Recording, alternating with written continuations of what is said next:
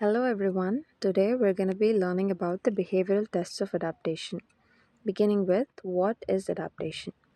If a continuous tone has been on for some time, it will start to sound less loud after some time, and this is called loudness adaptation. Tone decay is the case when the tone completely fades away altogether. Adaptation is a normal phenomenon if not excessive, and if excessive, it reflects the possibility of certain pathologies. And for this reason, these tests are used as clinical site of lesion tests to identify retrocochlear lesions. So, what does a threshold tone decay test do? It measures adaptation in terms of whether a continuous tone fades away completely within a certain amount of time, usually 60 seconds.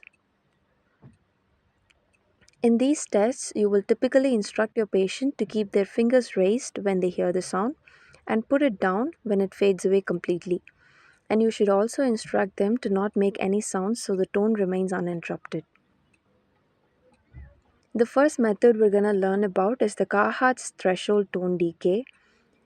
This procedure is done for both ears separately at 500, 1000, 2000 and 4000 Hz for 60 seconds. The testing starts by presenting a tone to the patient at their threshold for the specific frequency for 60 seconds. If the patient hears the tone for a full minute, then the test is over. If the tone faded away before 60 seconds, then we should increase the level by 5 dB without interrupting the tone and begin timing a new 60-second period as soon as the patient raises their hand. Now the presentation level would be at 5 dB sensation level. If the patient heard this tone for 60 seconds, then the test ends. Or if it faded away before 60 seconds, then you have to increase the level again by 5 dB and begin timing a new 60-second period. Now the presentation level would be 10 dB sensation level. This cycle continues until the patient heard the tone for 60 seconds or until the maximum limits of the audiometer are reached. The tone decay test results are expressed as the amount of tone decay, which is simply the sensation level at which the tone was heard for 60 seconds. Now let us say, for example, the tone was heard for 1 minute at threshold.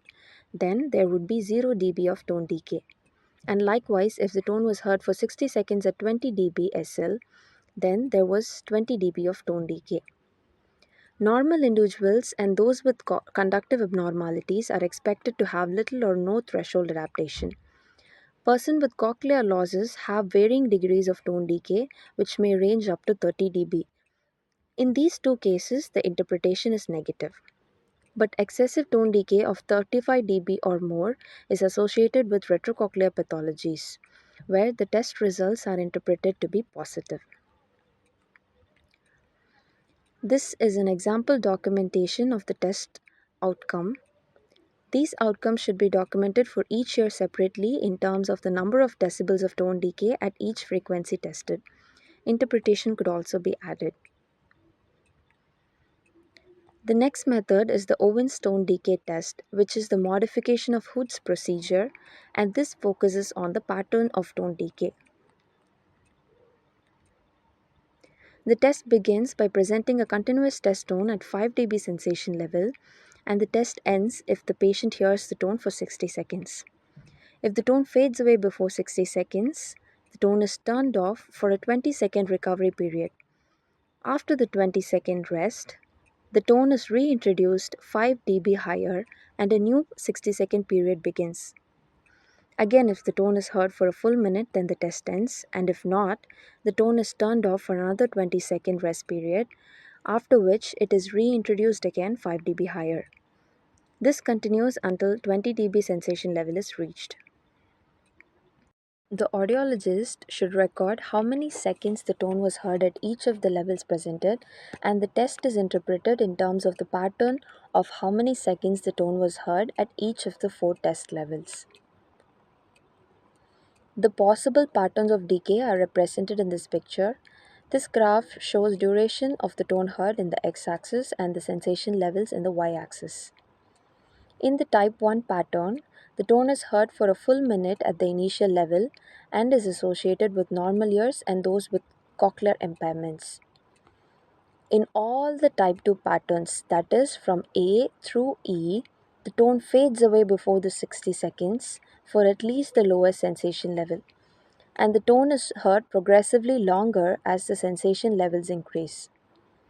The tone is heard for a full minute at 10 dB SL in type 2A, at 15 dB SL in type 2B, and at 20 dB SL in type 2C. In the type 2D pattern, the tone fades away in less than a minute at all four sensation levels, but it remains audible for appreciably longer periods of time with each successively higher sensation level. In types 2A through D, cochlear impairments are most common. In the type 2E pattern, each 5 dB rise in sensation level produces only a small increase in how long the tone is heard, averaging 4 to 7 seconds per 5 dB level. This pattern is found in either cochlear or retrocochlear abnormalities. In the type 3 pattern, increasing the sensation level does not cause the tone to be heard for longer periods of time, and so is principally associated with retrocochlear disorders.